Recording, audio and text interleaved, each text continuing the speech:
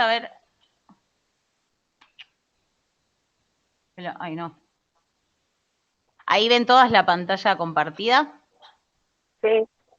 Bueno. ¿Cómo la pantalla compartida? Yo veo el papel. Claro, eso. De fondo verde. Sí, eso. El fondo verde.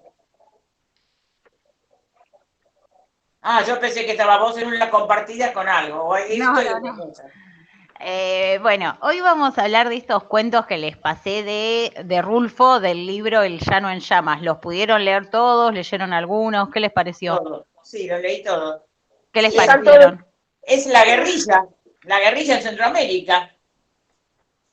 Cómo ellos salen son los revolucionarios. La acción transcurre en el llano o en una tierra donde a ver si no, porque los leí una sola vez. El de Petronino Flores, sí. Como que había uno que era, vamos a decir entre comillas, el que dominaba a la población. Sí. Por eso es la lucha. Bueno, entonces como que son costumbres típicas de las zonas aisladas, ¿no? O donde hay poca comunidad debido a las condiciones del llano. Ahí vamos un poco a eso, pero bueno, voy a empezar a presentar un poco a Rulfo. Bueno, sí.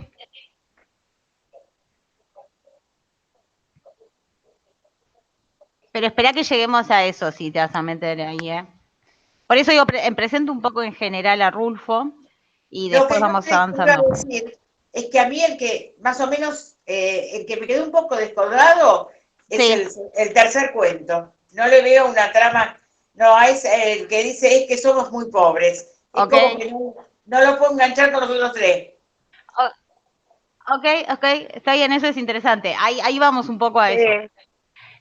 Bueno, Rulfo es un escritor mexicano, nació en este lugar que es Acapulco, murió en la Ciudad de México, pero se crió en un pueblo que es San Gabriel, que es un pueblo cercano a lo que es Comala, y esa zona de Comala en México es donde están ambientados tanto los cuentos que leyeron, estos del Llano en Llamas, como Pedro Páramo, que es la novela más importante de él.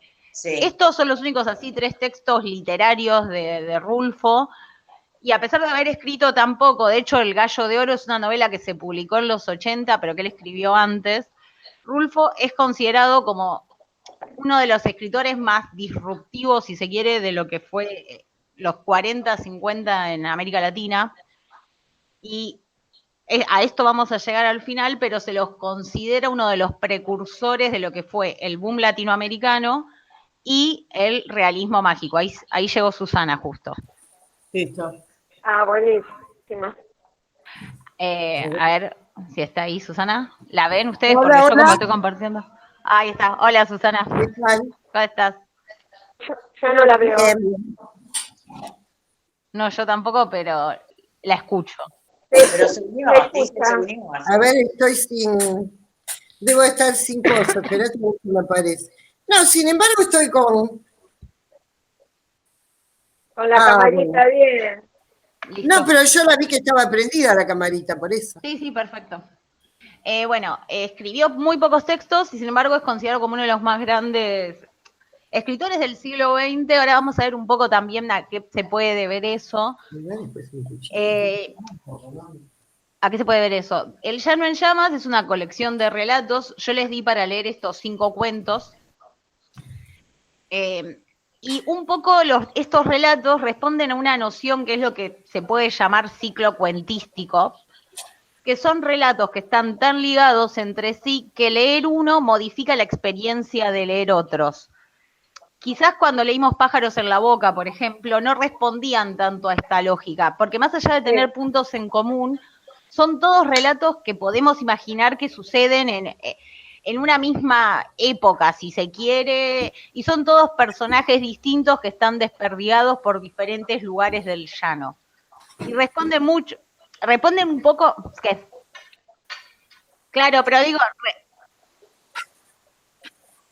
claro, por eso, en una misma zona es como si fuera un fresco y en la misma zona se pueden ver distintos momentos y distintas situaciones que van ocurriendo. Exacto. Pero bueno, y distintas costumbres. Un poco en esto que decía Graciela de que es que somos muy pobres, le pareció un poco colgado. Es un cuento que se puede, por ejemplo, pensar muy en relación a nos han dado la tierra. Por ejemplo, ahora vamos a llegar un poco más a eso, pero es como esta idea de que están todos ubicados en un mismo espacio, en una misma época, y como que un poco que dialogan entre sí, porque por ahí lo que dice un cuento no es lo que dice el otro, pero refieren a las mismas problemáticas. Para antes de empezar, les traje los 80, le hicieron un homenaje a Rulfo. Por si les interesa el dato, Rulfo ha ganado muchos premios y en esta época, en los 80, ganó el premio al Príncipe de Asturias. Y en estos que eran, Rulfo se dedicó a escribir a lo que es la literatura, él era fotógrafo también, y él dedicó los últimos años de su vida en trabajar en el, no me acuerdo en qué instituto ahora, en Ciudad de México, a ver si lo encuentro, pero básicamente trabajó mucho con lo que es la historia colonial de México y la representación de los pueblos autóctonos. Y bueno, en los 80 le hicieron este homenaje a Rulfo, que se llamaba ¿Qué tierra es esta? Homenaje a Juan Rulfo con sus palabras. Y José Emilio Pacheco, un poeta, escribió este poema que tienen en pantalla. Muchas de las cosas que están acá son extractos de uno de los cuentos que tuvieron que leer ustedes. Nos han dado los perros, sí. Sí, exacto. No oís ladrar a los perros. Pero lo que más me interesa es un poco, que es para lo que vamos a pensar ahora, lo leo apenitas. La mía. Leo los siguientes versos que dicen: hemos venido caminando desde el amanecer, ladran los perros, grietas, arroyo seco, ni una sombra de árbol, ni una semilla de árbol, ni una raíz de nada, los cerros apagados y como muertos. Digan si hay aire y nubes, si hay esperanza, si hay contra nuestras penas, hay esperanza. Digan si oyen alguna señal de algo, si ven luz en alguna parte. Digan si ven la tierra que merecemos. Digan si contra nuestras penas hay esperanza. Porque un poco la primera impresión que nos puede quedar después de leer estos textos es como una desesperanza y una angustia muy grande. Y es un poco para este lado para lo que vamos a ir, para pensar cómo aparecen estos sujetos protagonistas que tenemos en Rulfo, cuál es la relación que tienen con el espacio, porque el llano, o sea, todo este llano que describen es un espacio muy fuerte, o sea, aparece muy fuerte en estos protagonistas, hay mucha descripción de ese espacio. Esperen porque escucho eco y voy a probar. A ver. ¿Ahí me escuchan mejor? ¿La silencié a Susana? No. Bueno, no importa. Esperen. Qué difícil. Bueno, se escucha un poquito de eco, pero si les molesta me dicen y la silencio y de última se desilencian ustedes. No, yo no escucho un eco. Yo no. ¿No escuchan ustedes? No. Yo escuchaba lo que escuché en la radio que ya te dije, ¿no? Después no escucho más nada. Listo. Uy, ahí está. Ok.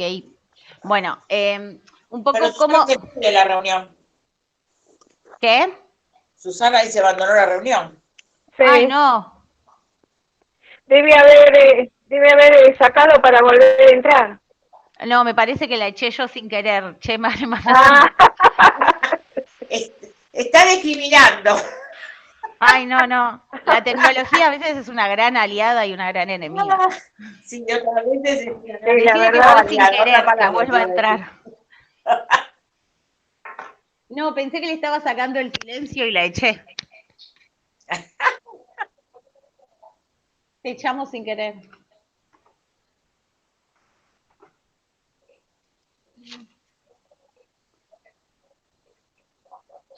Y te echó. Sí, a veces tocamos algo y tenemos que trabajar después el doble. Ay, sí, a veces es mejor dejar todo como está. Hola, Su. Perdón, Susana. A lo mejor Perdón, tiene algo prendido, a lo mejor tiene algo prendido, Susana, preguntale. No, si yo no tengo nada, está silenciado el mío. Ah, bueno, listo. No, bueno, listo, ya está. Bueno. No importa, soy yo. Ahora yo cuando salí estaba silenciado. Espérate que ahora lo silencio el mío. Tiene que silenciarla. Bueno, entonces, a ver, nos vamos a ubicar. Rulfo escribe en las décadas del 40 y del 50.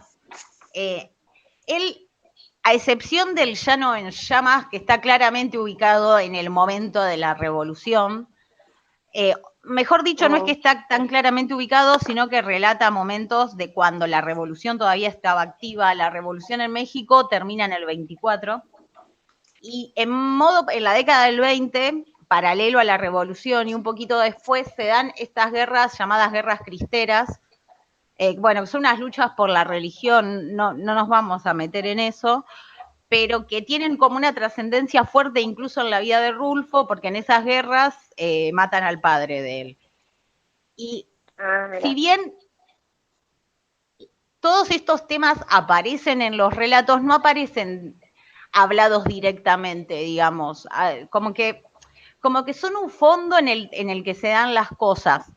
Incluso hay que pensar que escriben estas décadas porque es importante pensar que es la época en que las ciudades en México se empiezan a modernizar y el campo se empieza a despoblar, porque en la época de la Revolución estaba patente la idea de la reforma agraria, que como más o menos sabemos, la reforma agraria nunca funcionó en ningún lugar realmente. Entonces, todo esto que aparece en Nos han dado la tierra, de que les ofrecen, esperen que ahí se sumó Ana, todo esto que aparece en Nos han dado la tierra, de esta tierra que les van a dar, eso es la reforma agraria patente, pero digo, todos estos campos despoblados, estos llanos sin gente, responden más a esta idea de este campo que se empieza a despoblar porque la gente se tiene que ir a las ciudades porque entre que el campo no les da nada y la reforma agraria se detiene, es como que no hay nadie en el campo. O sea, por eso aclaro que nos estamos ubicando más un poquito en el posterior de la revolución. Incluso en el Llano en Llamas eso aparece también. Pero en el momento se ve como si fuera una guerrilla. No, es que hay una guerrilla, pero hay que pensar desde cuándo nos está contando esto el narrador, porque el narrador estuvo en prisión y la revolución termina. Ahora llegamos a eso. Pero digo, claro, ahí él está como recordando la revolución y la revolución no es el presente del relato. En ese sentido lo digo, es como la revolución es eso que quedó atrás. En el No, acá estoy hablando de todo el libro. Claro. En ese cuento en particular, él trae el recuerdo de la revolución, pero en realidad él ya no está ubicado en la revolución, está ubicado en un momento posterior cuando todas esas luchas ya terminaron.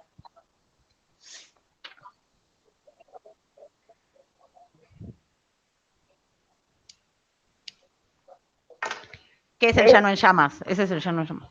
Claro. Dice, murió el perro, pero no lo... Pero hay otro también que se refiere.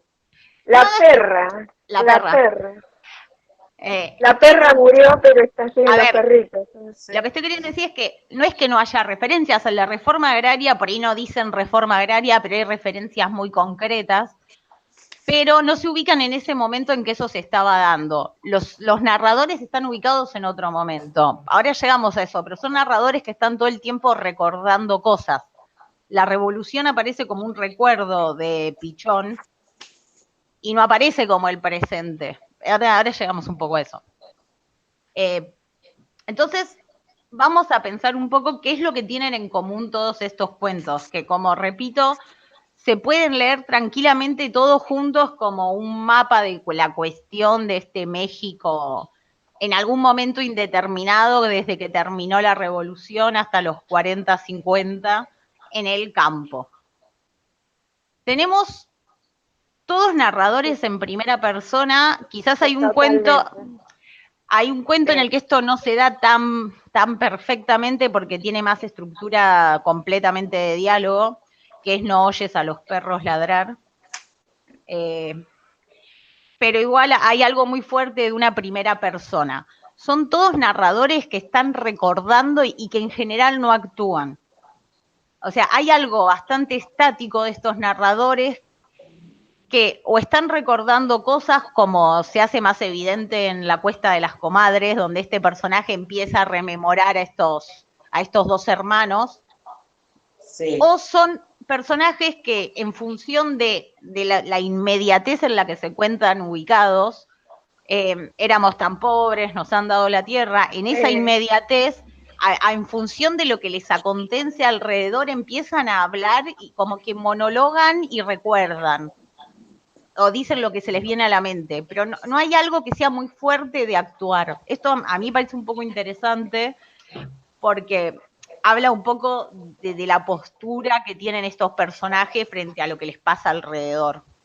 Y en ese sentido, en los textos hay una tensión constante entre la esperanza y la desesperanza, ¿sí? O sea, lo bueno que puede pasar y que no va a llegar nunca. Está un poco patente esta idea de que siempre se está esperando algo, pero se sabe que nunca se va a llegar. Es como que los sueños siempre, o esos deseos siempre se ven coartados por algo. Pero nunca. Ahora, Laura, una pregunta. En el primer cuento, después de tanta caminata por el llano, ellos llegan a las tierras porque no llegan. Es que ahí hay una trampa. Cuando termina dice, las tierras que nos dieron estaban arriba. Ellos están abajo describiendo la tierra fértil. La tierra de ellos era la de arriba, en la que no querían quedarse, la que no tenía nada. Sí, ahí hay como un jueguito, pero en realidad... ¿No van arriba? ¿No van arriba? Es que ellos bajan. Ahora ahí lo leemos. Esperen que lo leo. A mí me parecían 4... ellos... Hasta en los primeros momentos, ellos vienen relatando esta tierra que es toda calurosa. No es la tierra. A ver, la que les parecía que le correspondía. Me meto en este cuento, está bien, estamos en Nos han dado la tierra. A ellos les prometen una tierra, eso es literalmente la reforma agraria, hablan de la persona esta del Estado que les dio la tierra y demás. Sí. Y Melitón dice, esta es la tierra que nos han dado. Y están en este llano total donde no crece nada, donde nunca llovió, al menos que ellos sepan, digamos, en esta tierra totalmente árida, y en un momento, casi al final, dice, conforme bajamos, la tierra se hace buena. Y a partir de que dice, conforme bajamos, la tierra se hace buena, empieza a describir una tierra mejor. Pero la última oración del texto dice, la tierra que nos han dado está allá arriba. Ellos no llegan a su tierra, ellos siguen caminando. Digamos, no se quedan en la tierra que les dieron, pues es una porquería.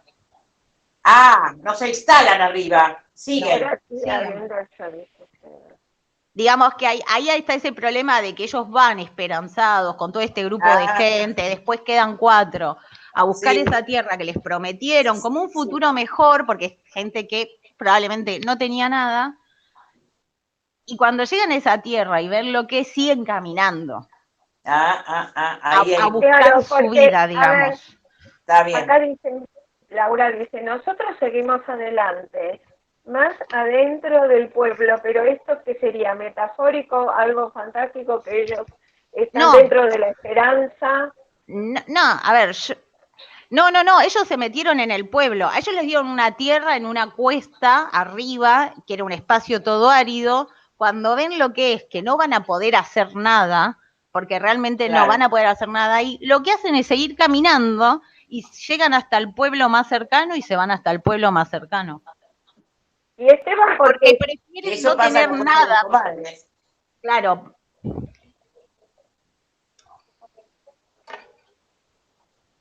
¿Y?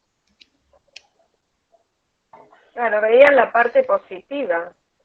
Claro, porque ahí es como que hay algo que la esperanza los sigue haciendo andar, pero siguen prefiriendo que la tierra en la que puedan llegar no sea la de ellos, a la tierra esa que les prometieron, que no les da posibilidad de nada. Digo, ahí ellos no es que... Piensa que lo que van a encontrar va a ser mejor. Laura, acá dice, claro,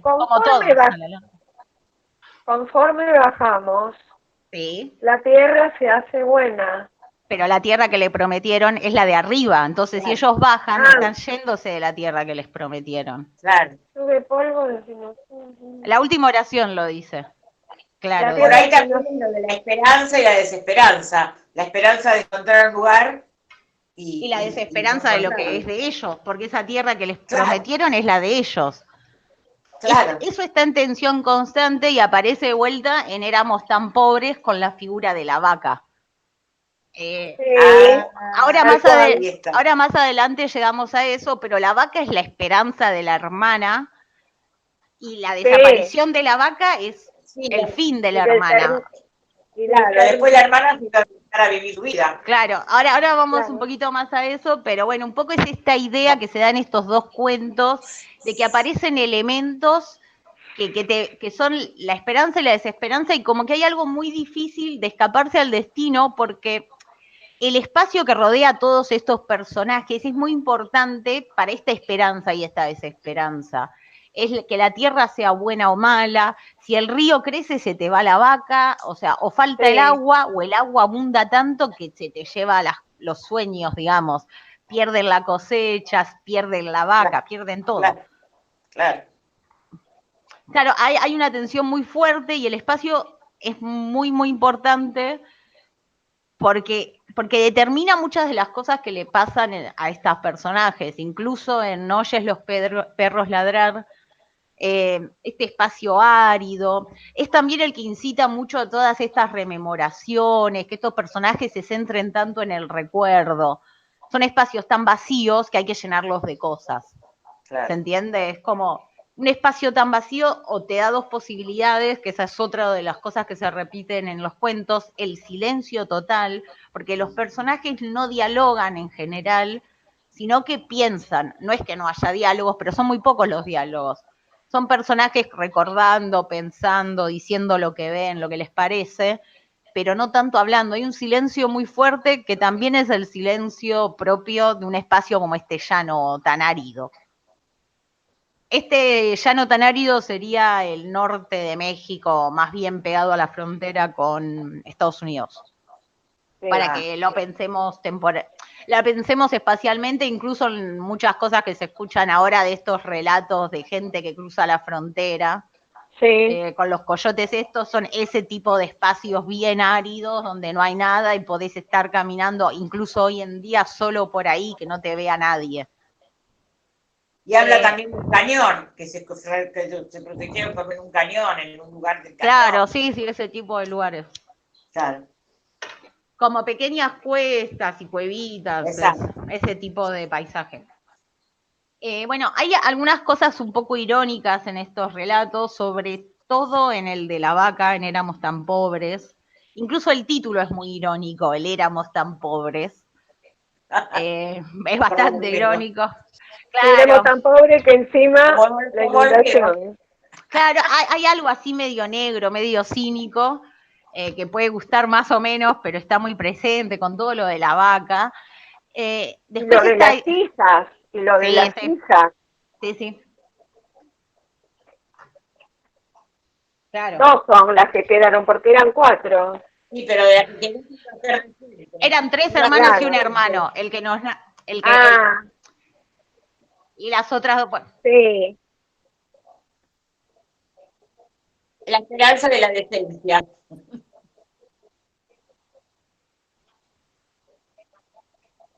Ahora, sí, bueno. La dote. Claro, ustedes se ríen, pero es muy, muy tremendo. Y ahí pero digo, ahí hay otro tema que es muy importante, que lo económico es muy importante en todos los relatos. En todos hay algo de la plata todo el tiempo que es muy importante. De la plata en el sentido del subsistir.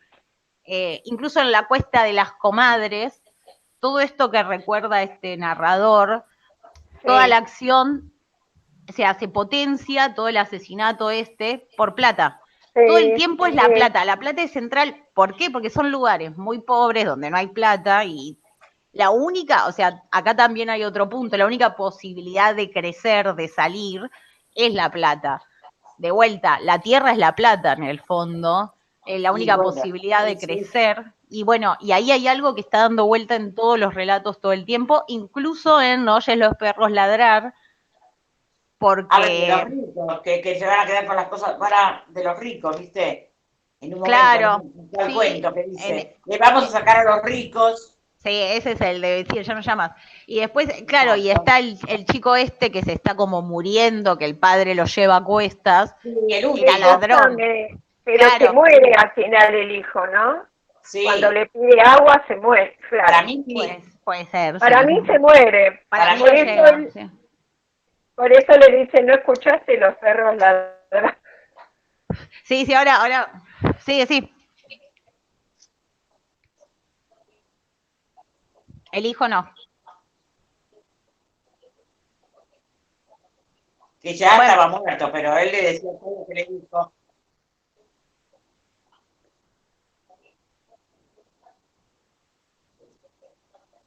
Pero ni siquiera debe haber escuchado todo lo que el padre dijo de él.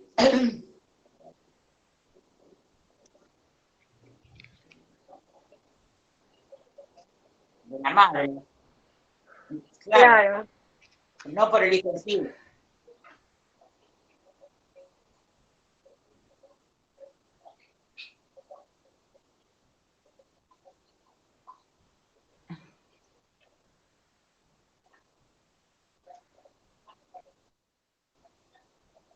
Ahí vamos un poco a eso, pero también están, como vos decís, cerca de la mala vida, si querés, pero también es la posibilidad que tienen para intentar hacer otra cosa ahí.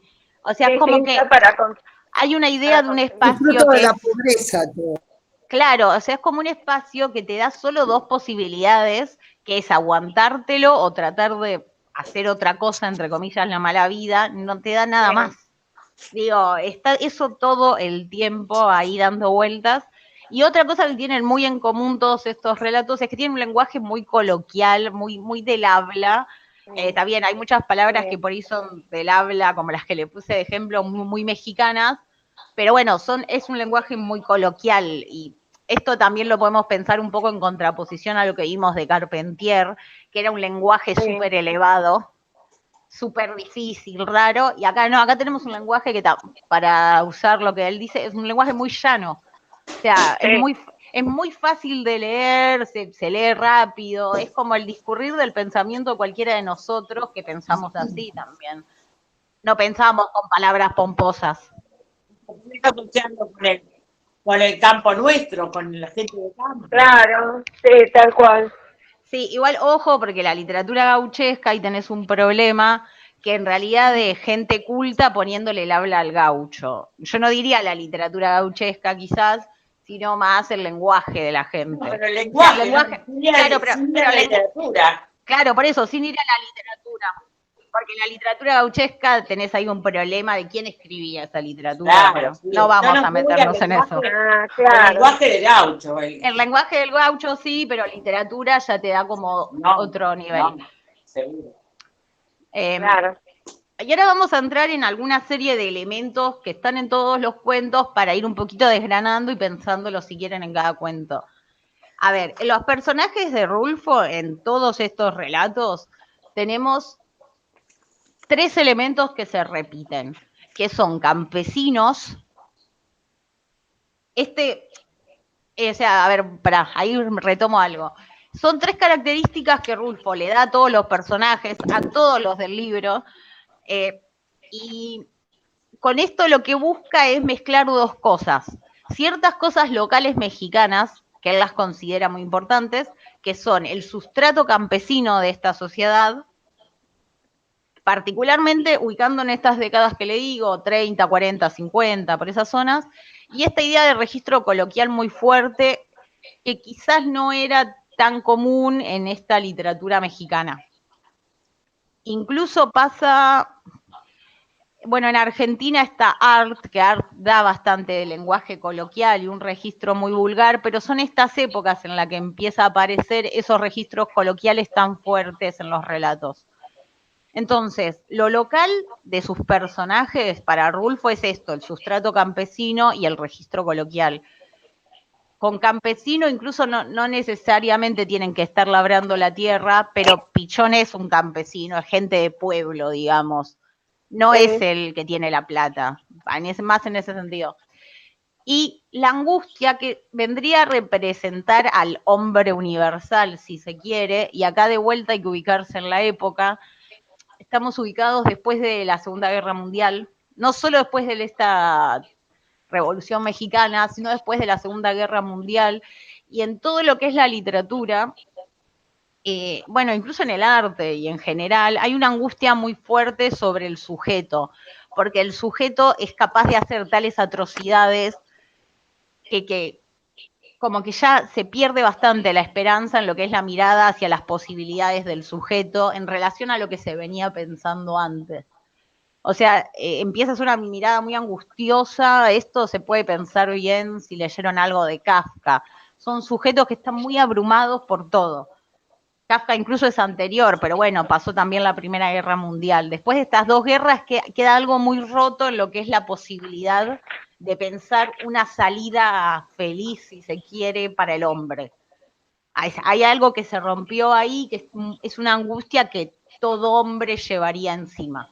Y son estas tres características las que Rulfo determina, las dos que son más locales y esta que es más universal, como la esencia de lo que es el hombre americano. Y acá yo me detengo en algo que es la palabra hombre, que si bien en general en la filosofía, si se quiere, se piensa en el hombre como algo general, es muy importante que nos demos cuenta que acá son todos hombres los que relatan, y en el único los casos que aparecen mujeres o están muertas y medio que parecen santas, o lo que le pasa a las hermanas del chico bien desvalorizadas, o bien desvalorizadas.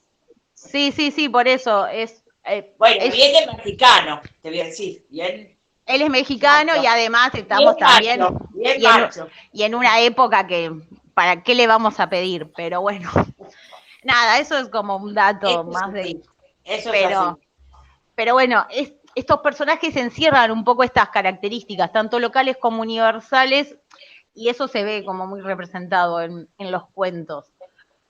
Y tenemos esto que decíamos un poco antes, que estos protagonistas narradores, el relato los impulsa, o el recuerdo incesante, o las circunstancias que los rodean. El recuerdo incesante se ve bien en la Cuesta de las Comadres, que él empieza a recordar y empieza a contar todo su relación con los hermanos, lo que hacían los hermanos, qué pasó con los hermanos. Y él recuerda, él está ahí sentado solo recordando. No se lo está contando a nadie. Él está ahí recordando.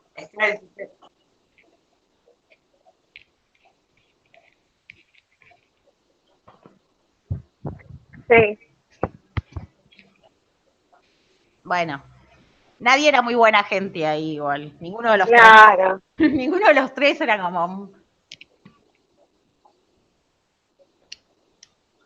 Bueno, ahí tenés ese recuerdo incesante y después tenés en Éramos tan pobres o en Nos han dado la tierra, que es todo lo que pasa alrededor, que a ellos los hace mirar lo que pasa y recordar cosas o ponerse a hablar de lo que ven.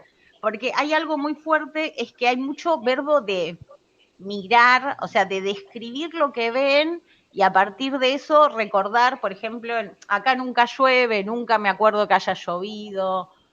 Es todo así, como que todo bastante...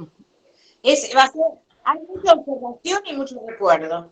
Y muy detenida, porque si nosotros nos imaginamos a estos protagonistas, es como eso que digo en las cuestas de las comadres, parecen sentados solos acordándose cosas, sí. O hablando solos.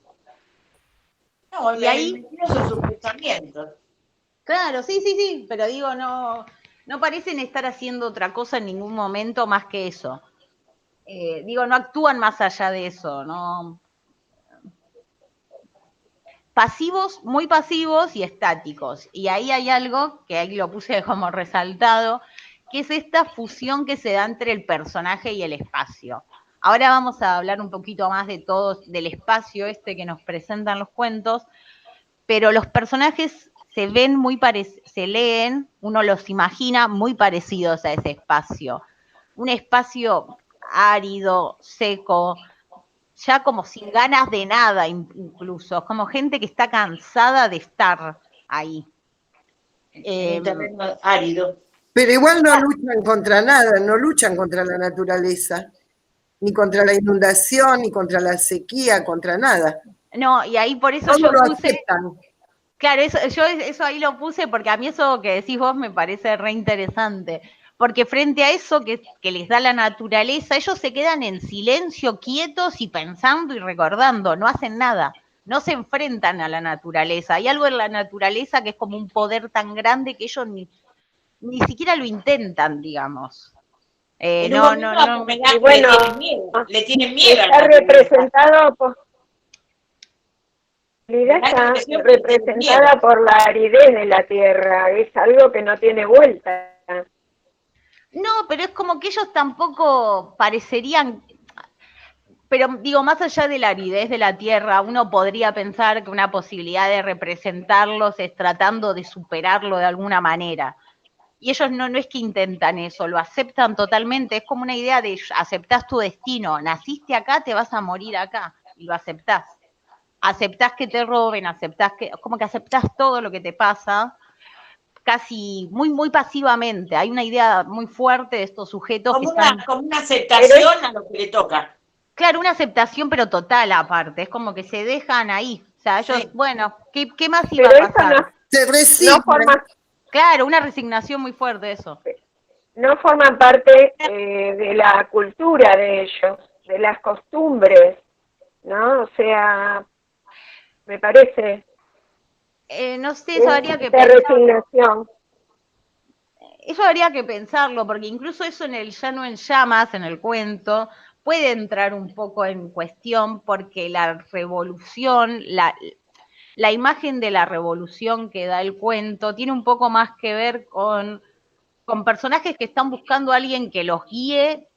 Pichón está buscando a alguien que lo guíe, a algún padre, si se quiere, de la revolución, para salir de ahí y lograr otra cosa. El problema es que hay ciertas cosas que pasan cuando termina la revolución y esto que la reforma agraria se cae, que lo que te demuestran es que no hay otro futuro posible, como que ese futuro posible está cancelado. Y hay que aceptar y resignarse a lo que te toca. Me meto un poquito en los espacios y después charlamos un poco más de estas cositas. Por eso, por todo lo que venimos diciendo, el paisaje, este llano, aparece como un símbolo de la historia de estos personajes. De esta historia mexicana, que quizás no es la historia mexicana de las grandes ciudades, como México, DF, digamos, sino que es la historia de estos otros hombres que son los que nunca se cuenta la historia de estos hombres. Acá hay algo en darle la voz a personajes que en general no son los que cuentan la historia, porque no son los que ganan. Sí, como la otra historia. Porque incluso hay una idea un poco de memoria oral en este registro coloquial, en estos ecos de voces que están desperdigados por pueblos del llano y de los que no se sabe nada. Acá yo agarré un pedacito de lo que nos han dado la tierra, donde describe un poco este llano. El llano no es cosa que sirva. No hay ni conejos, ni a pájaros, no hay nada para comer. Habla de tanta y tamaña tierra para nada. Lo único que hay son lagartijas que ni para comerlas les sirven. Y hasta los chapulines, hablan de los chapulines. Sí, es verdad. Bueno, eso sí, por lo menos se los comen, pero... Se los comen, pero más allá de que ellos se los comen... Sí, es como, no hay nada. O sea, es como a esta gente a la que le tocó vivir en el peor de los lugares y que, bueno, no ve una salida para eso. Y este llano está atravesado por varios elementos que son el calor, el agua sobre todo, y algo aparece del viento, que voy a hacer un comentario más rápido. Y el fuego. Pero en el agua, sí, los elementos. En el agua, con el agua tenemos los dos problemas que pueden aparecer, que son la falta y el exceso. En Nos han dado la tierra vemos la falta total de agua, que eso se da sobre todo arriba de las cuestas, está también en la cuesta de las Comadres, que ahí arriba la gente se empieza a ir porque ya no había posibilidades de nada y empiezan a emigrar.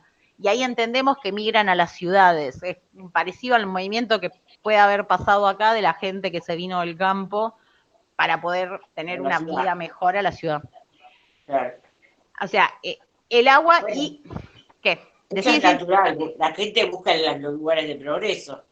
Claro, y el campo nunca es uno, nunca se ve así como uno de esos. No para estas cosas. Y después tenemos ese exceso de agua que también hace que se pierda todo.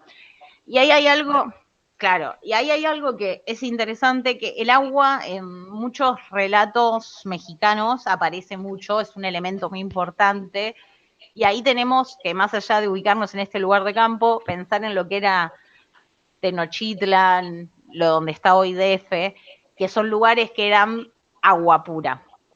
Y hay algo que aparece mucho en México, que es esta idea de la falta de agua, que a veces parece tener que ver como con no me sale la palabra, pero como con una maldición de todo esto que hicieron los españoles, que es echarle tierra a la ciudad esta que estaba en un lago, como que hay como una idea medio mítica ahí con el agua, de que el agua es siempre el enemigo en México. Por uno u otro motivo, el agua es medio el enemigo.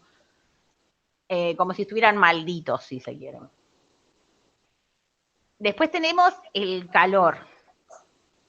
El calor todo el tiempo ahí agobiando a los personajes en todos los cuentos. El calor aparece de una u otra manera en todos los cuentos. Y bueno, porque también es por lo desierto, el calor es la falta de árboles, la aridez, todo eso. Sí. Eso es así. Sí, pero digo, es el calor el que hace que se callen, que hace que pase una cosa. Digo, son, más allá de que sean características propias del espacio, hacen cosas con los personajes porque, por ejemplo, no oyes los perros ladrar, el que se está ahí muriendo es como que da la idea esta de se está deshidratando. Sí. Digo,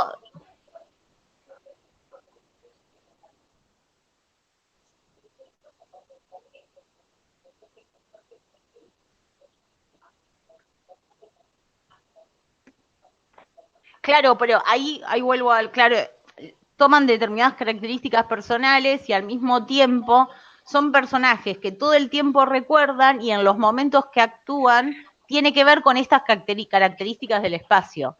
El padre le da agua al hijo porque, claro, ahí se debe estar deshidratando, pero... Y porque la madre le da agua al hijo también. Claro, pero a la madre también. Ahí ves como que se empieza a mezclar todo, que es el espacio y es el recuerdo, pero como que nunca es el presente de ellos. Ellos no deciden.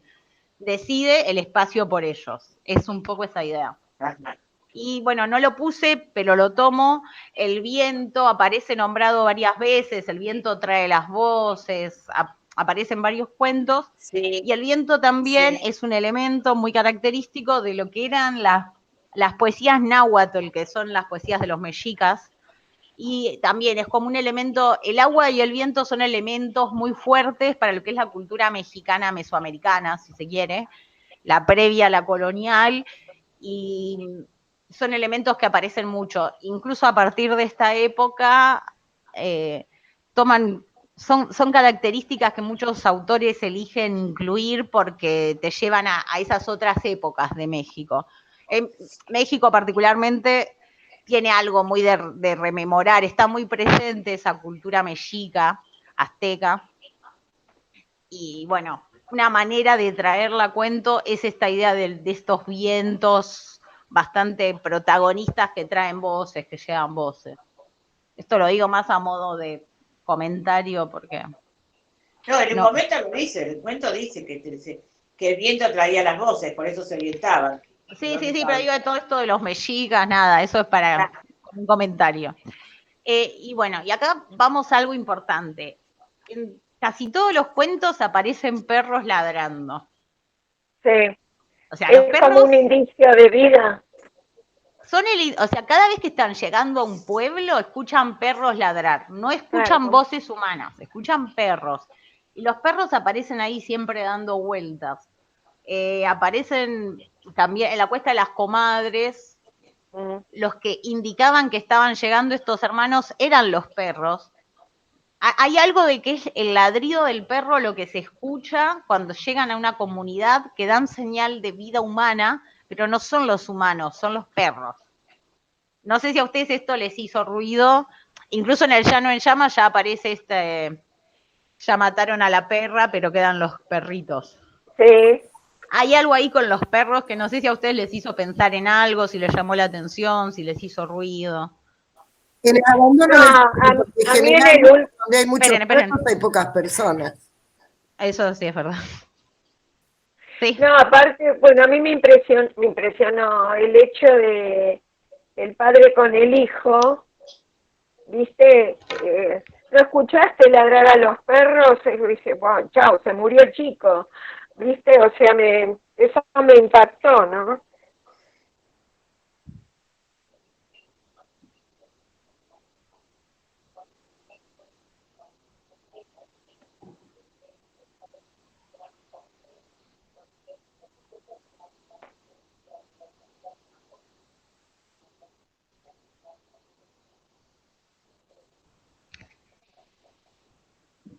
Puede ser, yo acá voy, a ver, con esto que dice Graciela a ver, voy a ir por partes. Ese corrido popular que aparece como epígrafe en el Llano en Llamas, esto de ya mataron a la perra pero quedan los perritos, como traducido, digamos, vendría a significar algo como esperen que hay más historias para contar. La idea es un poco esa.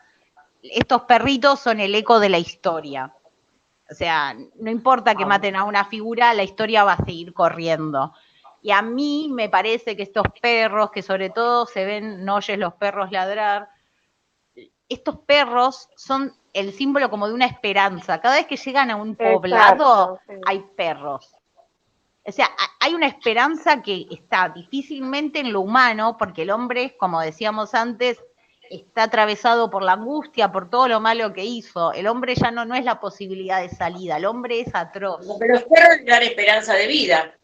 Sí, son esperanza de una comunidad al menos, porque cada vez que están por llegar al pueblo, están ladrando los perros. Sí. Y en esto de este chico que para nosotras, para todas nosotras se muere, hay una idea de que este chico ya estaba perdido por todo lo que había hecho. O sea, él no puede llegar a ese lugar donde ladran los perros, y hay una comunidad, porque él ya perdió todo, digamos, por sus acciones. Su vida. Ya se terminó su vida.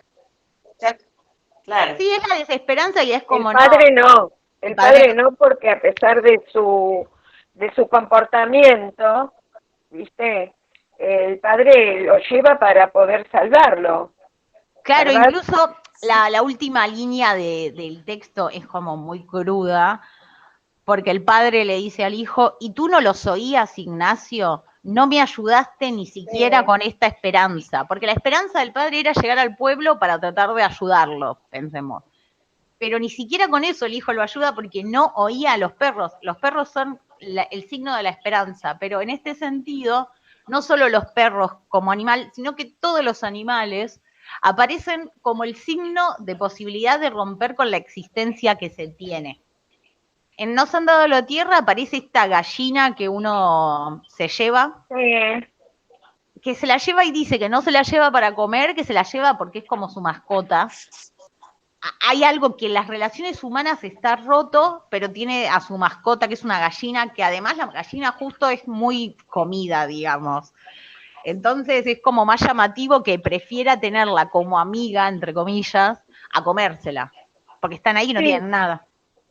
A mí me pareció como que esta gallina aparece casi cuando supuestamente empiezan a llegar lo que ellos piensan que es la tierra donde tienen la esperanza, ¿no? O sea que en ningún momento, creo que era Melitón, no. Sí, Melitón. Melitón era el que tenía la gallina. Sí. Pero además, hasta el cuero del ganado, que lo pensaban vender, y ahí donde hablaron de los ricos, le vamos a sacar los animales, pero no. Claro, hay algo. Claro. Claro, pero digo. Claro, pero. Sí, bueno, eso seguro. Pero digo, estos animales son el signo de romper con la existencia que se tienen porque, como dicen ustedes, la gallina da huevos, la vaca de éramos tan pobres puede ser la dote de la chica. Sí. Digo, El animal es la única posibilidad que tienen, no es la tierra, es el animal, ahí va de vuelta. No, nunca es la tierra, es otra cosa. Y con esto de los perros, con estos perros que están ladrando todo el tiempo, no aparecen en sí los perros, sino que se los escucha, son el eco de algo. Son el eco o de la historia o algo que está ahí que es como dándoles esperanzas, si se quiere.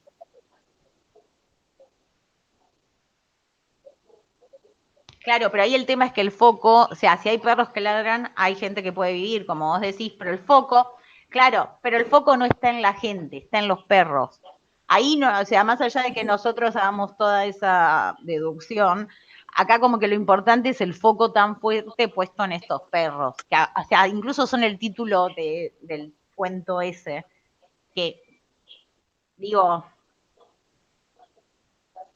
claro, digo, ahí hay algo como muy fuerte de que esa voz de esos perros, ese ladrido, está dando cuenta de otra cosa.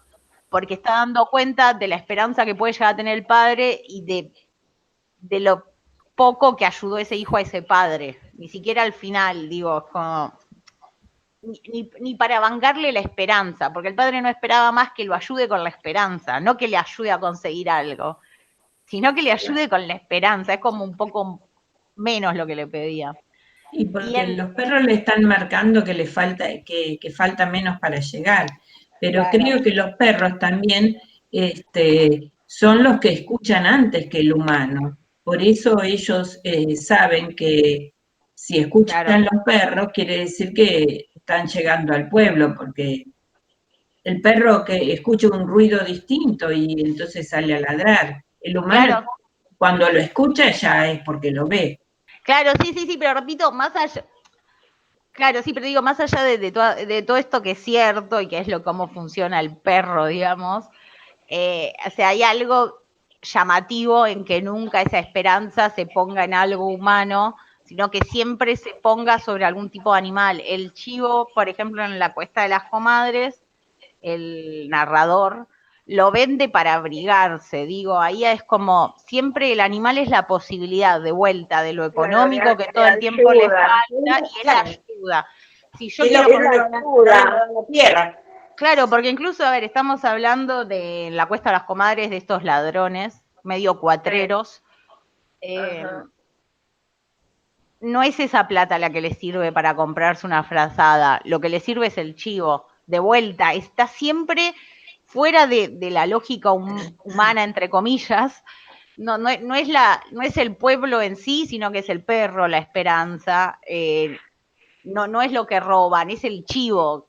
Bueno, se lo puede haber robado, pero no nos lo dicen.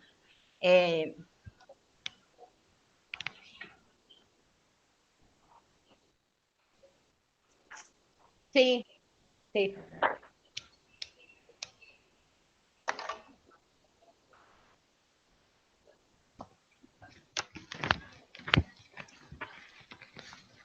A ver, espera, si lo encuentro. No. La mula.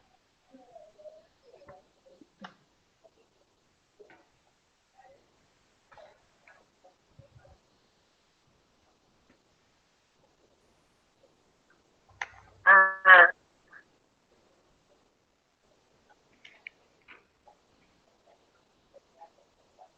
Sí.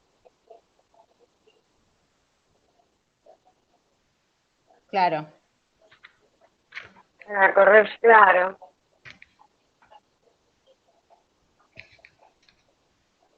Exacto. Más signo de desesperanza aún.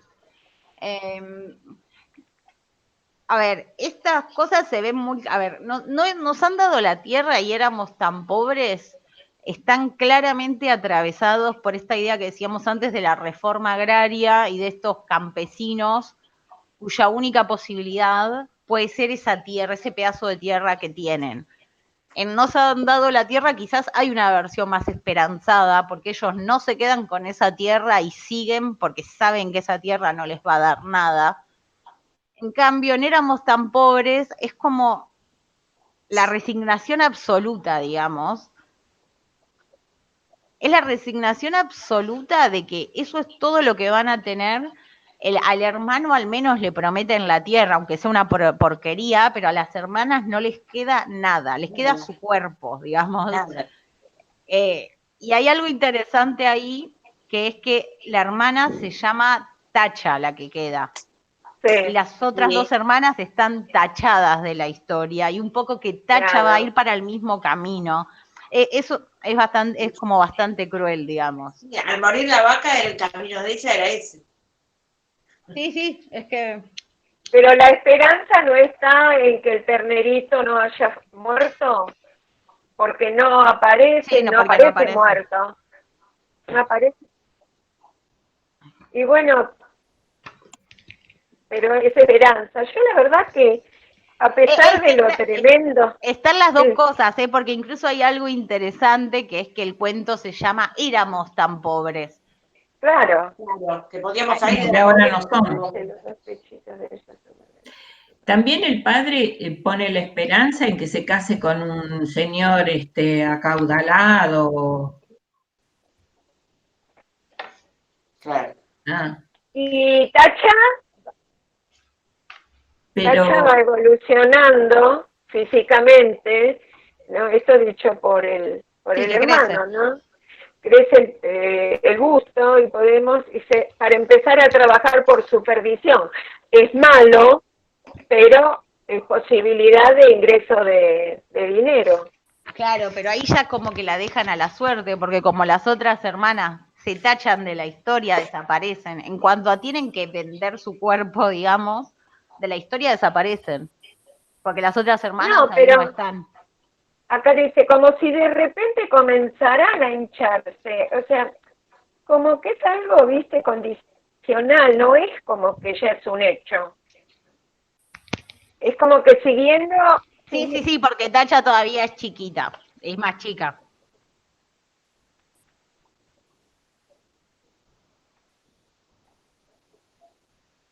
Claro.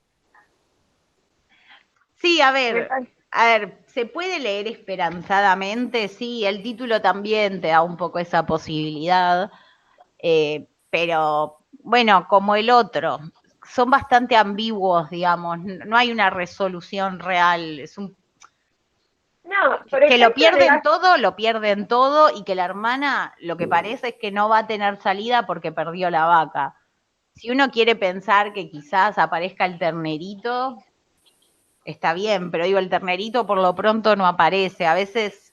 Bueno, pero es como un cuento, ¿viste?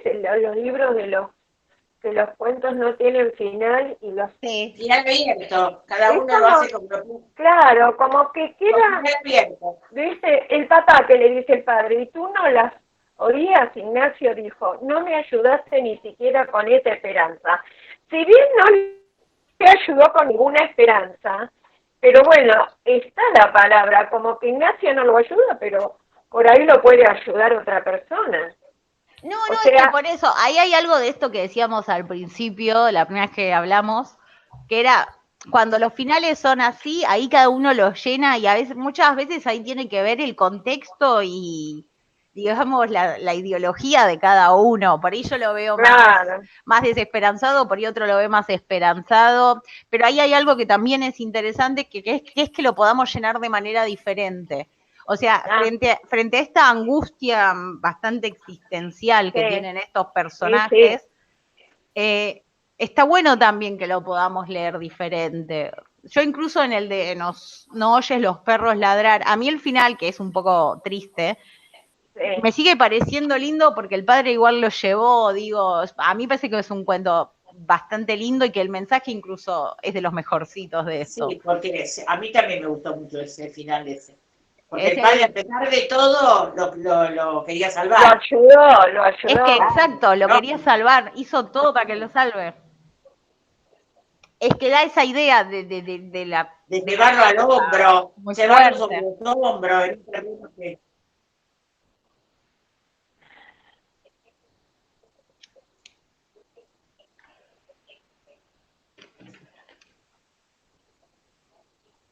Sí. Sí.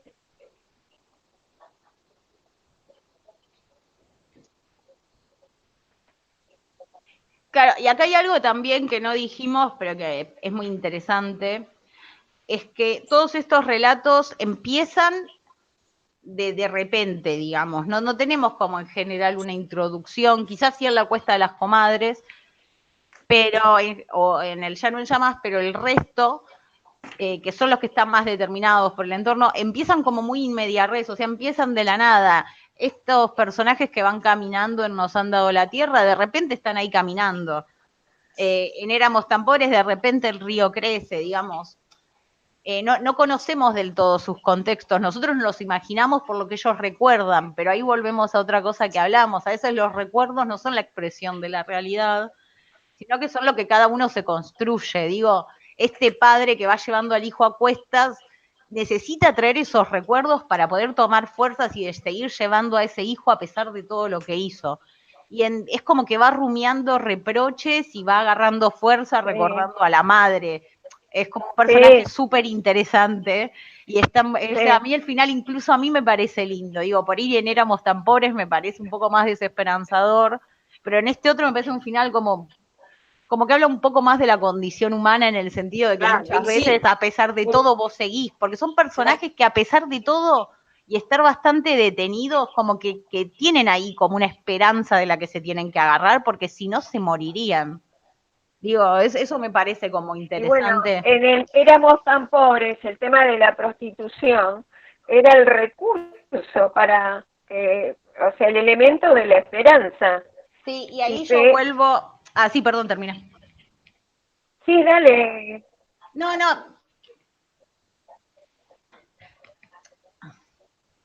Y ahí yo vuelvo a algo que me parece que está como, es como muy signo de la época y que aunque yo lo amé a Rulfo, escribe mucho mejor hombres que mujeres. Digo, las únicas posibilidades de las mujeres que vemos acá son morirse o hacerse putas.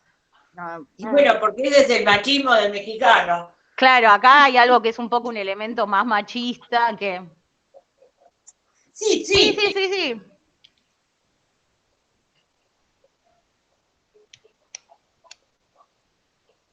Y bueno, porque el italiano también es bastante machista. Bueno, claro. Sí, acá se ve como, porque aparte son personajes que literalmente están tachados, no aparecen, no hablan. Quizás esto es un poco mejor en Pedro Páramo que en estos cuentos, pero bueno, son signos de la época, de que él es hombre y México es súper machista. Eso al día de hoy, así que no. Sí, actualmente. Sí. Después de 70 años, no cambió mucho. Y más en esas comunidades, ¿no? Donde las tradiciones estaban muy arraigadas, ¿no? Claro, sí, mucho más difícil romper con las posibilidades para las mujeres.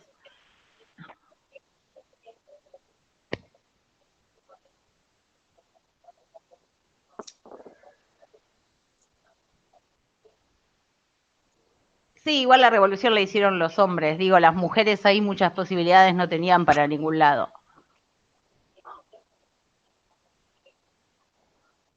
Sí. Y queda un ratito, así que paso a El Llano en Llamas, que es el que nos habla un poquito más de lo que es la revolución, que me parece que tiene como... Es importante darle como un comentario aparte para que además pensemos que es el cuento que le dio nombre a todo el conjunto de relatos. Que eso siempre es algo interesante de pensar porque ese cuento y no otros. Digo, cuando vimos a Samantha Schweblin, se llama Pájaros en la boca y otros cuentos, pero bueno, de vuelta, ahí hay algo fuerte en por qué elegir a un cuento y no a otros cuando le pones el título de un cuento, digamos. Digo, no como en Borges, que los relatos, los cuentos son, no sé, por ejemplo, ficciones, se llama ficciones, no eligen ningún cuento, pero acá sí eligen un cuento y sí elige El Llano en Llamas. Y acá es importante, a ver, yo creo que la elección probablemente puede tener que ver con que te ubica un poco en un contexto muy determinado. Y acá vuelvo. La revolución aparece en el relato, aparece cómo la revolución influye en este narrador que es Pichón, en las cosas que hace Pichón, cómo determina la vida de todo este grupo, pero aparece como un recuerdo.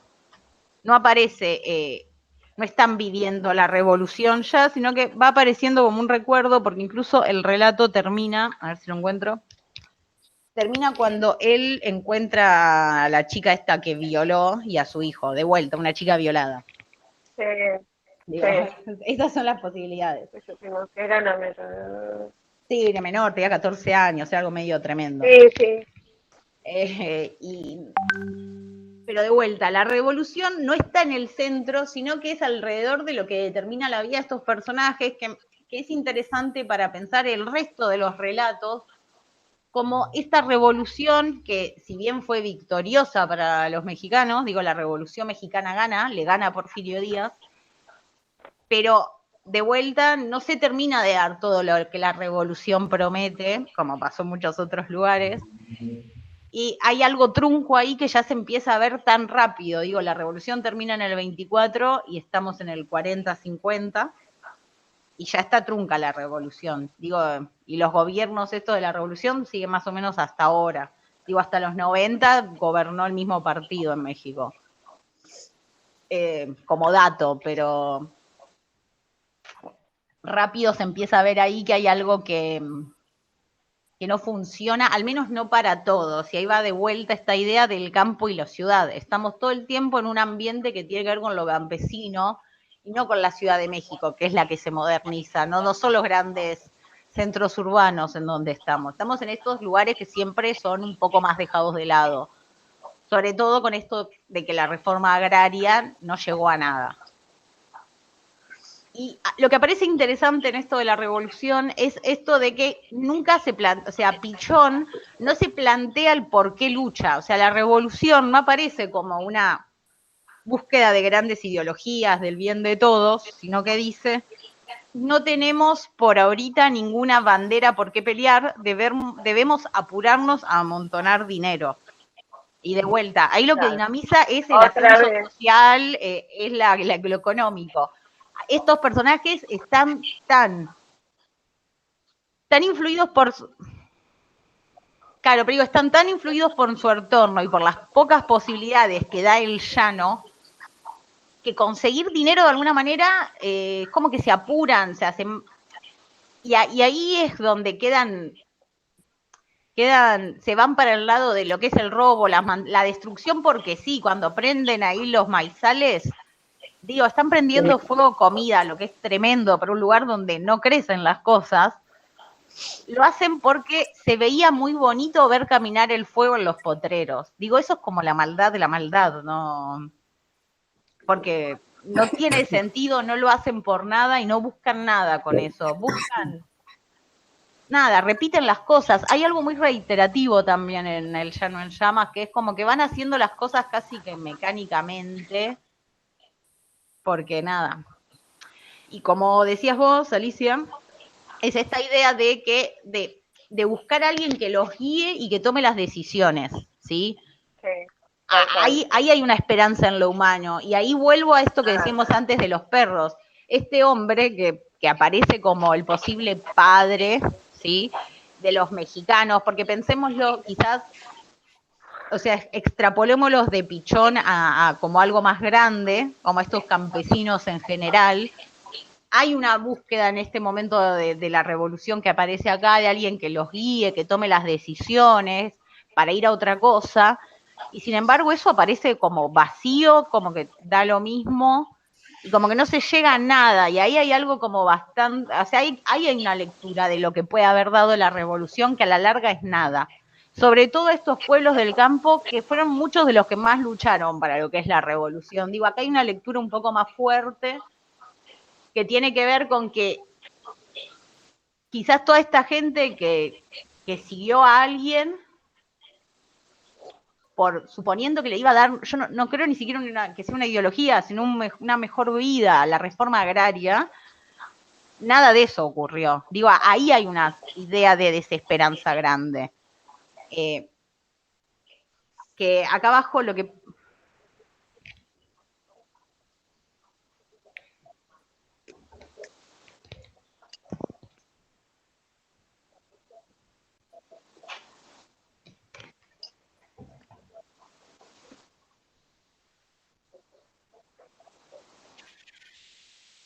pero porque había tanta esperanza o en esa tierra o en esa revolución, que el choque con la realidad de lo que terminás obteniendo es más fuerte, sobre todo en la revolución donde vos pones tu propia vida y donde te llevas muchas cosas por delante para conseguir eso. Digo, eso es interesante de pensar. Igual Pichón es como un narrador que va haciendo, y repito, para mí es bastante, como que es medio mecánico, como que se deja llevar y va tratando, pero bueno, es como que cada vez más al final del relato, de todo lo que él va diciendo, es como que toda esa tierra que era una posibilidad cada vez es menos y es menos. Dice, de este modo se nos fue acabando la tierra, como que todo eso que era posibilidad cada vez iba desapareciendo más.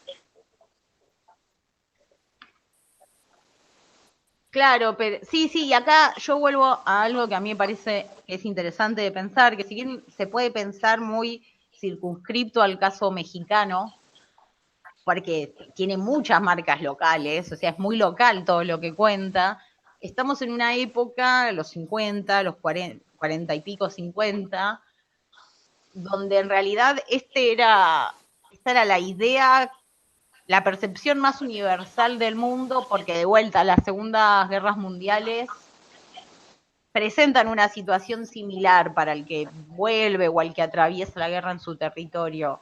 Digo, esta idea de que no hay una expectativa de futuro, el hombre es el signo de la mayor maldad posible, en esta gente prendiendo fuego los maizales opera igual que un montón de atrocidades de guerra, porque lo ajeno no tiene valor, pero no solo lo económico, digamos, la vida, nada tiene valor. O sea, hay algo como bastante más desesperanzador, que incluso me parece interesante el final, cuando esta mujer le presenta el hijo, y le dice, son los últimos párrafos, dice, también a él le dicen el pichón, volvió a decir la mujer, pero él no es ningún bandido ni yo ningún asesino, eso dice ella, él es gente buena.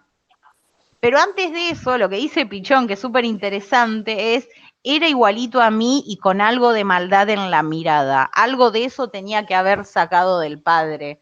Hay una idea muy fuerte del hombre como su propio, el hombre es el lobo es el hombre es el lobo del hombre, digo, esa idea de que todos los males del hombre vienen por el hombre, que eso acá en el Llano en Llamas está un poco más fuerte, porque incluso es esto que el hombre busca como un bien supremo, que sería la revolución, también funciona mal. Digo, hay algo que todo el tiempo funciona mal en lo que hace el hombre.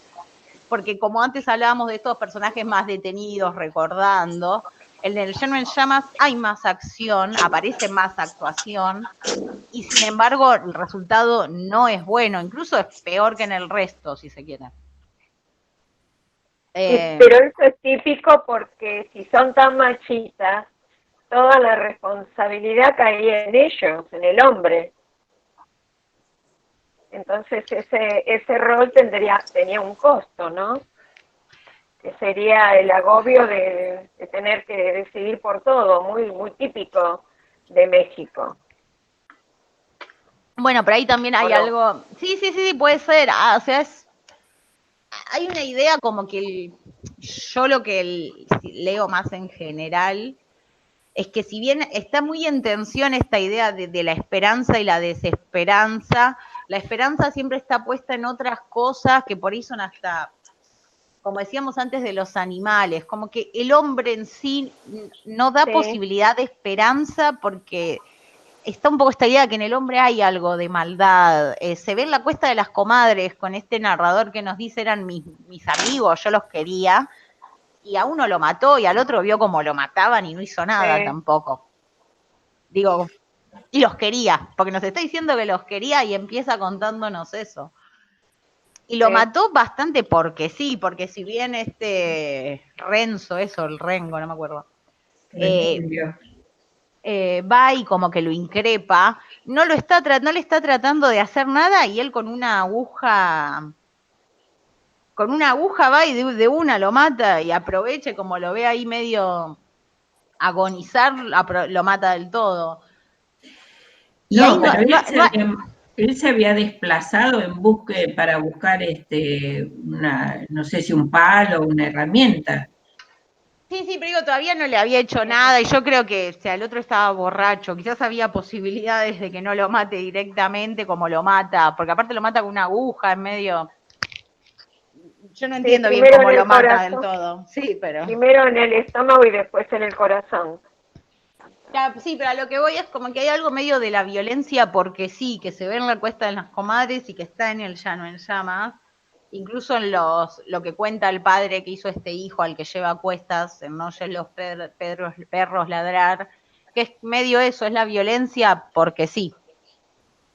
Digo, es como también Es que lo que pasa es que me parece que también la violencia está engendrada en el ambiente, en cómo viven, que no tienen esperanza. Claro, es que de vuelta, es esa tierra que no te da nada, que no te da ninguna posibilidad, es como una angustia que por algún lado podés sacar. Claro. Y que generalmente la angustia o el no poder llegar a nada, ¿en qué se representa? En violencia. Exacto. No poder acceder a nada.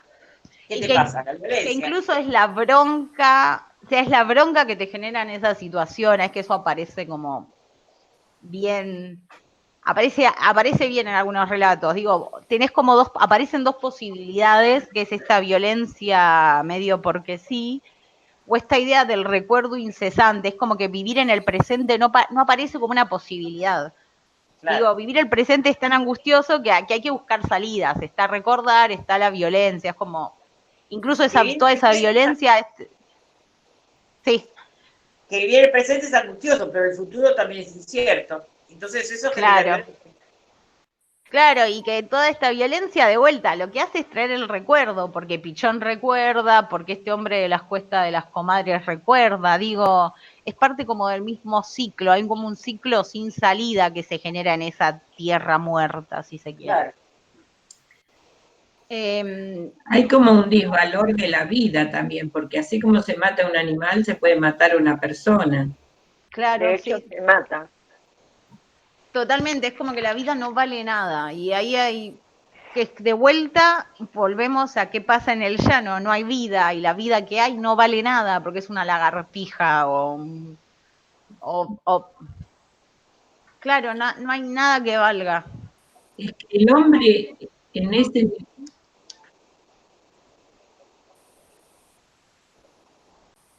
Claro, hay algo ahí que, ahí devuelvo con esto que decíamos antes, del espacio. Hay algo que el espacio es tan fuerte que determina cómo son estos personajes. Y claro. Hay una determinación del espacio. O sea, digo, es el hombre que vive en ese espacio y en ese espacio es de determinadas maneras. Claro. Y puede ser así.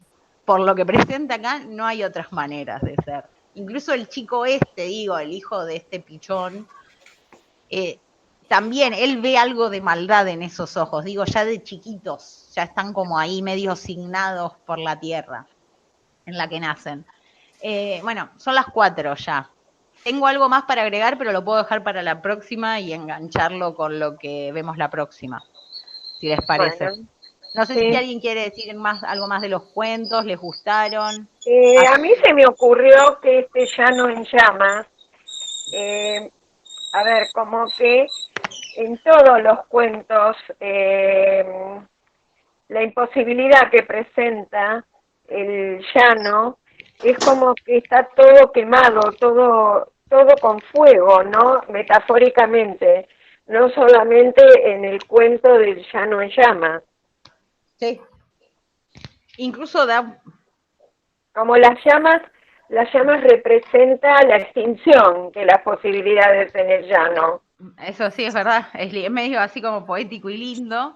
Y también se puede pensar que la única posibilidad de salida de ese lugar, como una lectura más esperanzada, es la destrucción de ese llano, en el sentido de que te tenés que ir.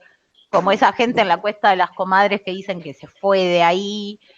Es como, hay una idea de te tenés que ir del llano, tenés que oír esos perros, tenés que oír esos pueblos para llegar a algún tipo de...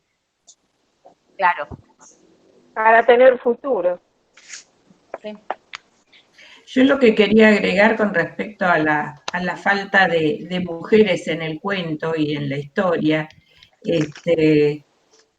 no es que las mujeres no participaban, no las registraban, pero las mujeres tenían una alta participación en la revolución.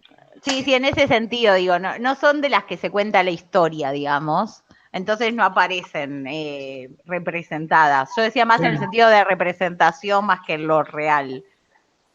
Digo, en este tipo de cuentos representadas.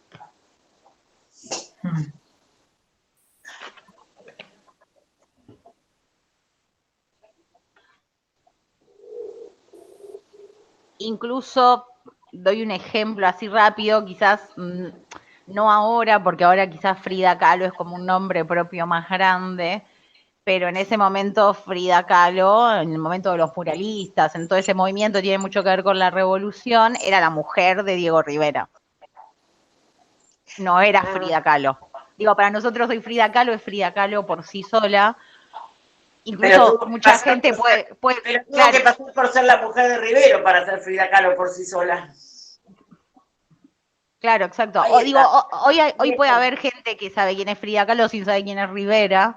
Tranquilamente debe haber un montón de gente, pero antes era al revés, digo, y un poco también eso, a veces cuando leemos este tipo de cuentos o textos que son de otras épocas, que están más ligadas a otros pensamientos también, es importante recordarlo, digo, sí, no están representadas las mujeres, pero también era la posibilidad que tenían las mujeres en ese momento, que era mucho más difícil aparecer, o cómo aparecer, digo, cuando aparecen mujeres, incluso cuando hablamos un poco de Silvina Ocampo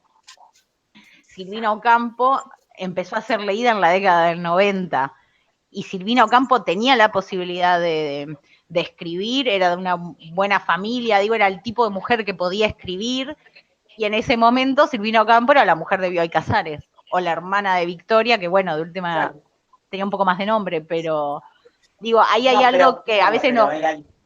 ¿Qué? Que eran diferentes personalidades. Seguro, también. Pero digo, hay algo que a veces por ahí nos cuesta ver, que estamos más cerca del lado donde todas esas cosas son un poco más posibles, y en estos momentos están mucho más borradas. Claro. La posibilidad de representación, sobre todo. Digo que las historias que recuperan mucho más las voces de las mujeres son mucho más actuales. Y en México hay también todo un tema con esto de ser los hijos de la Malinche, si se quiere, y algo que viene como un poco más como el mito fundacional de lo que es México. Que igual en eso podemos entrar la vez que viene, porque les voy a traer otro cuento de México, así que lo puedo traer para la próxima. Que igual para mí es re interesante, y vamos a leer un texto de una escritora que es contemporánea a Rulfo. Digo, traje todo esto porque para la próxima nos va a servir para pensar cómo escribe esta otra mujer que fue contemporánea a Rulfo y que también vivió todas estas cosas que vivió Rulfo. Digo, porque está bueno también poner en contraposición este tipo de cosas.